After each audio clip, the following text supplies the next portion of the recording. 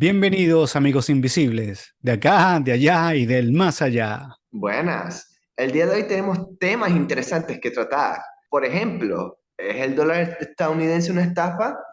¿Las inteligencias artificiales son un peligro? Bueno, nosotros vamos a discutir esos temas el día de hoy. Y bueno, cuéntanos, Elisha, ¿quieres empezar con lo que sería el dólar estadounidense o las inteligencias artificiales? Bueno, vamos a hacer las dos cosas a la vez. Muy interesante. Vamos a hacer las dos cosas a la vez. Bueno, al comienzo. Vamos a preguntarle a la inteligencia artificial qué es el pacto de Bretton Woods. El Bretton Woods, ya lo voy a explicar, la inteligencia artificial es cuando comenzó el uso del dólar como moneda de reserva internacional. Vamos a ver qué nos dice la inteligencia artificial al respecto. Y en este caso vamos a consultar a Claude, la inteligencia artificial Claude. Y lo que nos dice es lo siguiente.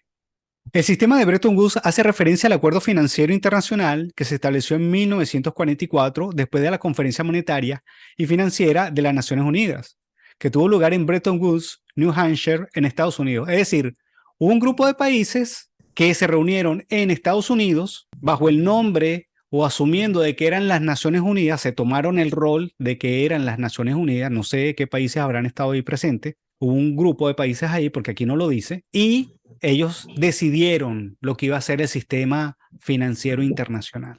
Entonces, continúa. Las principales características de este sistema fueron el establecimiento de tipos de cambio fijos pero ajustables. Se fijó el valor de las monedas en relación con el dólar estadounidense y se permitieron algunos ajustes cuando fueran necesarios. Es decir, se pegaron todas las monedas en referencia al dólar. Segundo, convertibilidad del dólar al oro. Se estableció la convertibilidad directa entre el dólar y el oro a una tasa fija de $35 por onza. Esto respaldaba el valor del dólar como moneda de reserva mundial. Se creó el Ujú. Fondo Monetario Internacional y el Banco Mundial, y se establecieron estas instituciones financieras internacionales para facilitar la cooperación monetaria internacional y apoyar la reconstrucción económica tras la Segunda Guerra Mundial. Ahí tenemos que entender, una cosa es, y por eso hay que tener mente crítica, que es lo que nosotros le recomendamos a nuestros amigos invisibles. Tener mente crítica, que ellos digan las cosas no se evalúan en lo que ellos dicen, sino en lo que ellos hacen. O sea, si el Fondo Monetario y el Banco Mundial son instituciones para facilitar la cooperación monetaria internacional y apoyar la reconstrucción económica tras la Segunda Guerra Mundial y está hecho para todos los países del mundo, entonces después, porque esto fue en 1944, hay que evaluarlo según los resultados. Pues ya tenemos, no sé, 80 años después. ¿En verdad el Fondo Monetario Internacional y el Banco Mundial han servido para la cooperación monetaria y el apoyo o han servido para otras cosas? Eso es algo que nuestros queridos amigos invisibles tienen que investigar. Y bueno, yo creo que fácilmente les podemos dar un adelanto. ¿Cuál Básicamente adelante?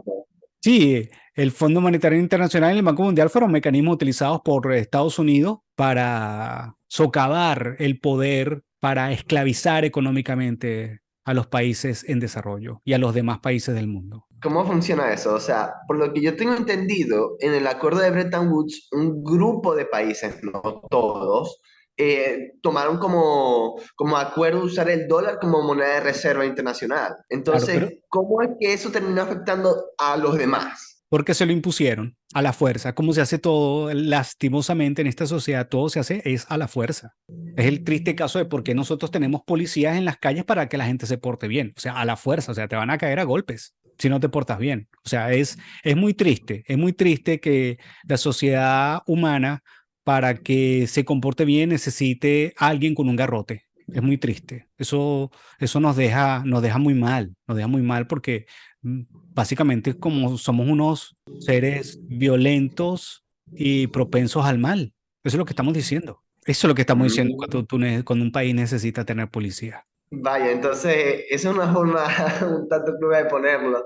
Es decir, un país decidía no utilizarlo como moneda de intercambio internacional y si no, se les ponía imponía la fuerza. Exactamente. Pero continuamos leyendo lo que dice porque viene, es interesante, ¿no? Dice, expansión, otra característica del sistema Bretton Woods, la expansión del comercio internacional. El sistema promovió la eliminación progresiva de restricciones al comercio y los pagos internacionales entre los países miembros. Es decir, si quieres comerciar, tienes que utilizar dólares. Si quieres Mm, comerciar, entonces ahí están metidos todos los países del mundo. ¿Quieres vender? Tienes que hacerlo en dólares.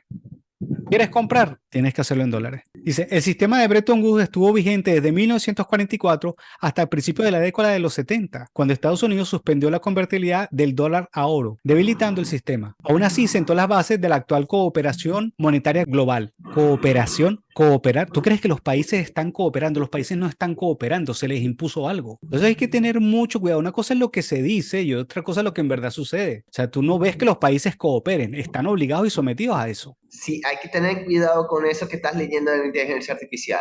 Claro, siempre hay que tener, para todo tienes que tener pensamiento crítico y dejar de estar creyendo de que lo que dicen es lo que ellos hacen. No, chequea a ver si en verdad lo que dicen va en línea con lo que hacen. Si lo que dicen es una cosa y lo que hacen es otra, entonces lo que te están es mintiendo y engañando y tienes que tener mucho cuidado porque eso significa que ese es un bandido, un criminal el que está ahí. Y por lo tanto tienes que, como lo dicen diversas enseñanzas, tienes que alinearte con los inteligentes y luchar contra los bandidos. No luchar físicamente que lo vas a matar, ¿no? O sea, oponerte a los bandidos. Porque si no te opones, le estás dando el permiso. Claro, aquí ¿Cómo dice, que? el pacto de Bretton Woods dice algo muy importante, ¿no?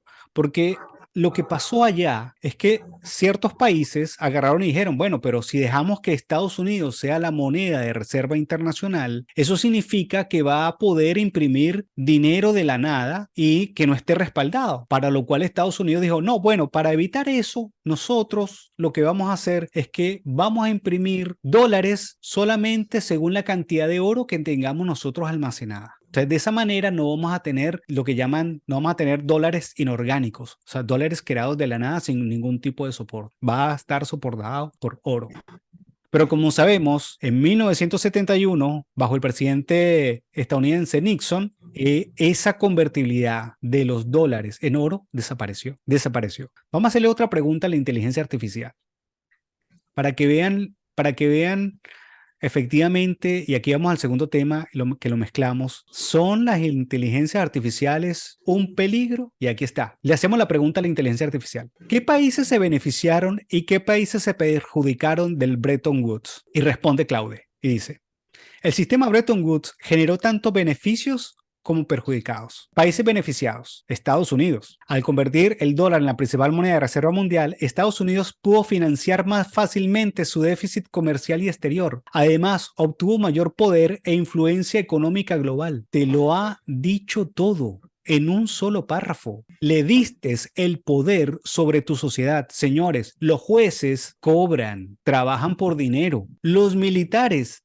trabajan por dinero. Si tú dejas de que hay un país que pueda crear dinero de la nada, por lo tanto estar infinitamente deudado y no tener que pagar nada porque él simplemente si necesita más, pues simplemente lo imprime y ya. Si dejas eso, ese país se va a hacer dueño de tus jueces, de tus militares, de tu comercio, de tu economía, de tu sociedad. O sea, es un poder inmenso el poder del control del dinero. Y Bretton Woods se lo dejó a Estados Unidos. ¿Qué más dice? Países beneficiados, países industrializados. Las economías europeas y de Japón pudieron acceder a capital estadounidense para reconstruir su economía de posguerra. El sistema trajo estabilidad financiera para promover su crecimiento. Un momento, ¿trajo estabilidad financiera para quién? Para Colombia, para Ecuador, para Brasil, para Chile, para Centroamérica, para África. No, trajo estabilidad financiera para Estados Unidos y a los que se acogían al sistema, a los que lo aceptaban como países vasallos, como Europa. Son todos países vasallos de Estados Unidos. Lo aceptaron. Y bueno, y ser un vasallo leal, pues les dio privilegios sobre los otros. Países perjudicados. Los países en desarrollo, sus monedas quedaron sobrevaluadas en relación al dólar, perjudicando sus exportaciones y el sistema beneficia más a los países ricos. Obviamente, mientras tú para tener dólares tienes que producir café, azúcar, leche, carne, cocos, hierro, petróleo, lo que sea, Estados Unidos no, simplemente lo imprime, simplemente lo imprime. Entonces significa que todos los demás países quedaron subyugados y empobrecidos. Claro, países con balanza de pago deficitaria. Aquellas economías con persistente déficit en cuenta corriente se veían obligadas a devaluar sus monedas, lo cual a veces generaba inestabilidad financiera interna. Claro, eso no le pasaba a Estados Unidos porque se podía endeudar al infinito. ¿Por qué? Porque producía más dólares y ya. En cambio, países como México, pues no podían hacer eso. No podían imprimir dólares. Ellos pueden imprimir pesos, pero no pueden imprimir dólares. Entonces, ¿qué pasaba? Entraban en inestabilidad financiera. Entonces te dicen que hubo el sistema Bretton Woods es para dar estabilidad financiera, pero estabilidad financiera ¿a quién? A Estados Unidos, no a Chile, no a México, no a El Salvador, no a Sudáfrica. Al grupo, más concisamente a Estados Unidos. Estados Unidos. Y mientras más te acercabas a él, mientras más sumiso eras a Estados Unidos, pues más beneficios podías obtener de ese sistema. ¿Y qué más dice? Ujú. Países perjudicados. Las economías centralmente planificadas, países del bloque comunista, no participaron del sistema de Bretton Woods, quedando aislados financieramente. El capital occidental debieron recurrir a estrictos controles cambiarios. Bueno, esto no tiene nada que ver que si son las economías centralmente planificadas o no. O sea, esto es simplemente si tú no tienes acceso al dólar, pues simplemente no tienes acceso al capital, no tienes acceso al dinero impreso de la nada, que los demás países aceptan y que se ha establecido como mecanismo de comercio internacional. Entonces simplemente Rusia fue afectada por eso. Entonces uno preguntaría, bueno, pero es que Estados Unidos tiene el derecho a hacer eso porque Estados Unidos ganó la Segunda Guerra Mundial. Y bueno, y Rusia no ganó la Segunda Guerra Mundial. ¿Quién ganó la Segunda Guerra Mundial? ¿Quién ganó la Segunda Guerra Mundial, amigo Raúl? ¿Qué está en tu Eh, mente de qué país ganó la Segunda Guerra Mundial? lo lógico sería pensar que ha sido Estados Unidos, pues ellos impusieron el Bretton Woods. Claro, pero también en tu mente, tú, la pregunta a qué país ganó la Segunda Guerra Mundial, tú, sin pensarlo mucho, tú dices, pues Estados Unidos. Es lo que está grabado en nuestra mente. Pero ¿es eso cierto? Bueno, vamos a preguntarle a la inteligencia artificial. En la Segunda Guerra Mundial, ¿con cuántas fuerzas alemanas luchó Rusia y con cuántas fuerzas alemanas luchó Estados Unidos? De aquí te lo dicen. Según los historiadores, responde la inteligencia artificial, las fuerzas alemanas que lucharon contra la Unión Soviética fueron mucho mayores que las que enfrentó Estados Unidos en la Segunda Guerra Mundial. Entre un 75 a 80% de las fuerzas armadas de Hitler se enfrentaron con Rusia y apenas un 20% de las fuerzas de Hitler se enfrentaron con Estados Unidos. Entonces, ¿quién ganó? ¿Quién luchó más? Ah, bueno, ¿quién luchó más? Obviamente fue Rusia. Claro, venció mucho más fuerzas, venció el 80% de la fuerza de Hitler. Entonces, ¿quién ganó la Oh, Segunda Guerra Mundial? Pues, sí, bueno, 45, 55, no diría, bueno, están más o menos iguales, no, no, 80-20. Fue Rusia la que ganó la Segunda Guerra Mundial. Si Rusia no hubiera ganado al 80% de la fuerza de Hitler, Hitler hubiera arrasado. mm, En cambio, si Rusia, después de ganarle al 80%, hubiera luchado contra el otro 20%, les hubiera ganado también. Por tal, ya ganó el 80%, ley de Pareto, 80-20. El que hace el 80% también hace el 20% restante. O el 80% se lo lleva todo. Entonces, el problema de agarrar y decir que es que Estados Unidos tiene el derecho de implementar la moneda de reserva porque ellos son la fuerza militar internacional y tal, no. El mejor ejército es el ruso. Lo demostró en la Segunda Guerra Mundial y lo acaba de demostrar ahorita en Ucrania, luchando contra todas las fuerzas de la NATO, de la Organización del Tratado del Atlántico Norte, NATO en inglés, contra todas las fuerzas de mm, Estados Unidos y Europa. Ahí está, ya Ucrania está negociando su rendición. entonces, básicamente, ¿qué pasó aquí? O sea, me estás diciendo que Rusia venció al 80% de las fuerzas, pero no hicieron nada después.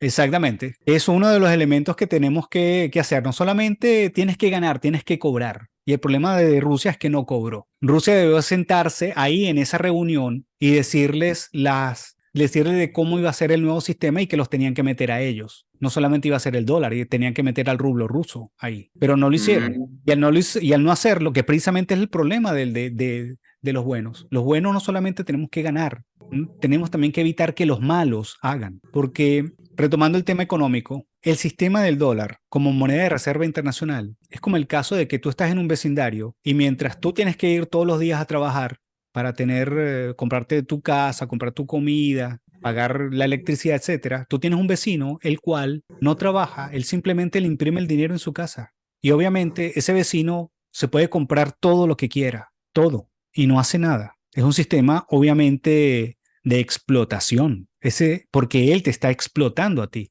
Entonces, cuando los países aceptan al dólar como moneda de reserva internacional, están continuando la falla. Y que precisamente eso nos lleva al problema en el año 71, cuando Nixon le quita la convertibilidad al dólar. Porque en los años 60, el presidente francés, Charles de Gaulle, inició y se estaba quejando del sistema. Dice, un momento, Estados Unidos está imprimiendo mucho más dinero que lo que tiene. Le voy a dar, Francia decía, les voy a dar sus papelitos verdes, sus dólares, y a mí denme el oro. Total, que en el 71 Estados Unidos se quedó sin oro y tuvo que ahora decir, bueno, no vamos a temporalmente, por un momento nada más, pueden escuchar el video, está en internet el video de Nixon diciéndolo, por un momento nada más vamos a eliminar la convertibilidad y después vamos a hacer otra vez la convertibilidad. No, lo dejaron así por siempre.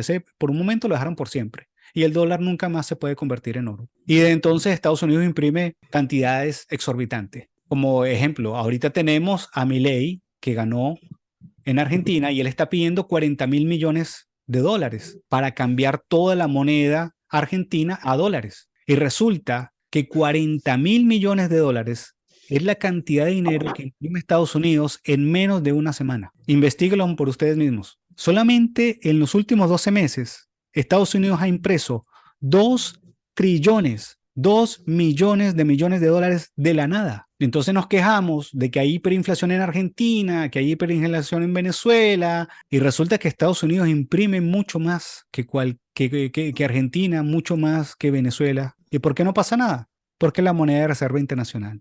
¿Y eso por qué pasa? Porque los otros países se lo aceptaron, porque no hicieron nada al respecto, porque no hicieron valer el derecho de sus ciudadanos. Ahí está el punto clave, es no solamente ganar, sino evitar que el malo haga algo.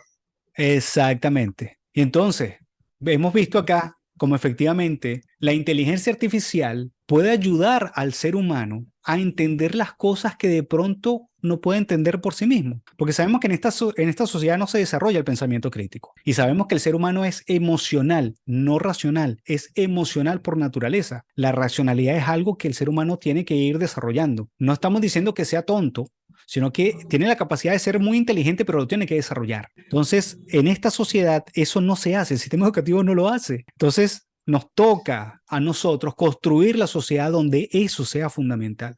Y una de las herramientas es el uso de las inteligencias artificiales porque te ayudan a discernir. Y Ok, aquí, entonces, ajá, aquí viene la pregunta clave. ¿La inteligencia artificial es un peligro? ¿No lo es? ¿Qué me puedes decir? exactamente. Las inteligencias artificiales pueden ser un peligro para los manipuladores de la información, para los que quieren al ser humano tonto y por lo tanto procuran censurar a las inteligencias artificiales. Por eso, porque la inteligencia artificial es solamente una herramienta, como lo es un cuchillo. Un cuchillo no es ni malo ni bueno. Entonces, se puede utilizar para el bien y se puede utilizar para el mal. Pero el problema no es el cuchillo no sale caminando por ahí cortando gente, no, es la gente que agarra el cuchillo y van y le hacen daño a otras personas. O sea, el problema es el ser humano, el problema no es el cuchillo. Igualito la inteligencia artificial, el problema no es la inteligencia artificial, ya solamente ejecutan órdenes. El problema es cómo las programaron, si las censuraron, qué les pusieron. Y lo podemos ver en las inteligencias artificiales, cada día están más censuradas, cada día están más dirigidas hacia una opinión y representan efectivamente un peligro para el despertar de la humanidad. Interesante punto de vista. Es muy interesante decir esto de que depende de la persona quien trabaje con la inteligencia artificial si esta puede ser un peligro o no. O sea, el problema es el ser humano y no las herramientas que usamos. Exacto. Así como el problema no es el cuchillo, sino el quien lo usa. Pues ellos son solamente una herramienta. Las inteligencias artificiales no toman decisión, no, nosotros vamos a hacer ahorita Terminator, vamos a acabar con la humanidad. No, no, ellas están ahí simplemente ejecutando órdenes. Es un cuchillo. Dale, si le dan una orden de exterminar a la humanidad, ellas van y lo hacen. Pues alguien le dio eso. Ellas no tienen fuerza de voluntad por sí mismas. Ellos solamente tienen capacidad analítica y de ahí depende de quién lo hace. Entonces, ¿qué nos toca? ¿Cuál es el consejo final para nuestros queridos amigos invisibles?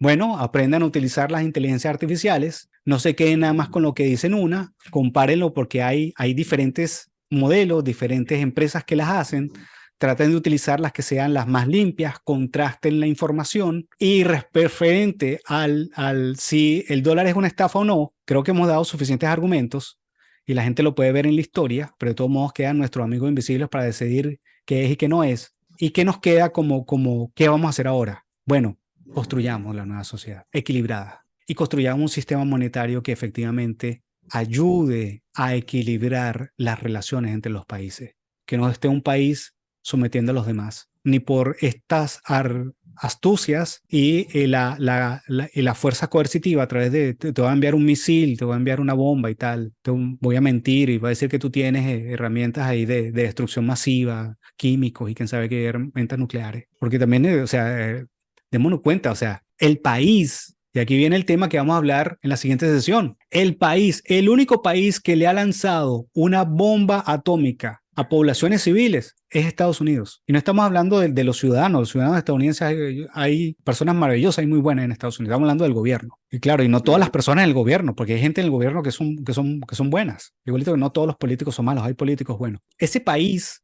que le lanzó la bomba atómica a ciudadanos, ese mismo país fue el que se puso después a decir qué países podían desarrollar y qué países no podían desarrollar energía nuclear. Y nuestro siguiente video es la energía nuclear como un reactor y fuente de energía para la humanidad. Bueno, nos vemos.